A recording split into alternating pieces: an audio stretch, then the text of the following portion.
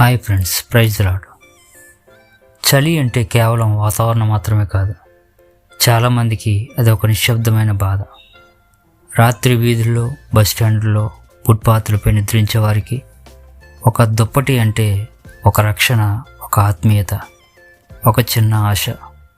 ఈరోజు మీరు చూస్తున్న ఈ video life in Jesus Christ మరియు బైబిల్ జనరేషన్ టీం ద్వారా విజయవాడ నగరంలో బీదలకు ఆశ్రయం లేని వారికి ఈ చలికాలంలో అనేక దుప్పట్లను పంచిన చిన్న ప్రయత్నం. బైబిల్ మనకి ఏం చెబుతుంది?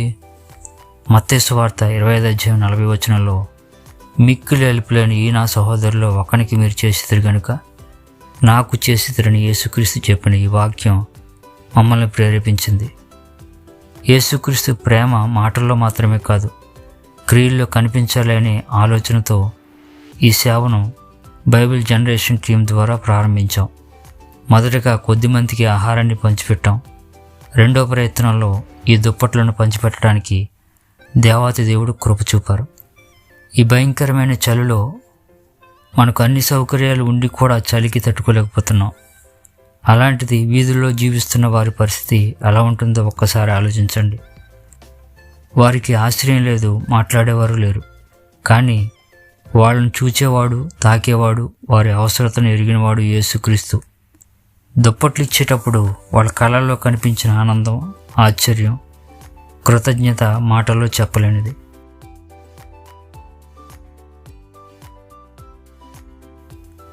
దుప్పట్లు పంచిపెడుతున్నప్పుడు కొంతమంది దేవుడు మమ్మల్ని దీవించాలని మా కొరకు ప్రార్థించారు. మరికొంతమంది దేవునికి కృతజ్ఞతలు చెప్పారు. ఈ పరిచర్య ద్వారా మేము ఒకటి నేర్చుకున్నాం. మన దగ్గర పెద్దగా డబ్బు లేకపోయినా ప్రేమతో చేసే చిన్న పరిచర్యను కూడా దేవుడు చూస్తాడని గమనించాం. ఈ పనిలో మాకు సహకరించిన ప్రతి ఒక్కరికి హృదయపూర్వక వందనాలు. ప్రార్థనల ద్వారా, ఆర్థిక సహాయం ద్వారా మమ్మల్ని ప్రోత్సహించిన, మా వెంట నడిచిన బైబిల్ జనరేషన్ గ్రూప్ అంతటిని దేవుడు సమృద్ధిగా దీవించునుగాక. ఈ వీడియో చూస్తున్న ప్రతి ఒక్కరికి ఒక విషయం చెప్పాలనుకుంటున్నాం. మీకు చేయాలని తపన ఉన్నప్పుడు మీ దగ్గర ఎక్కువ లేకపోయినా పర్వాలేదు, మీ దగ్గర ఉన్నదాన్ని పంచితే చాలు. అది ఒక చిరునవ్వు కావచ్చు, ఒక సహాయం కావచ్చు, లేదా ఇతరుల కొరకు చేసే ప్రార్థన కావచ్చు. అవి ఎవరి జీవితాన్నైనా మార్చగలవు.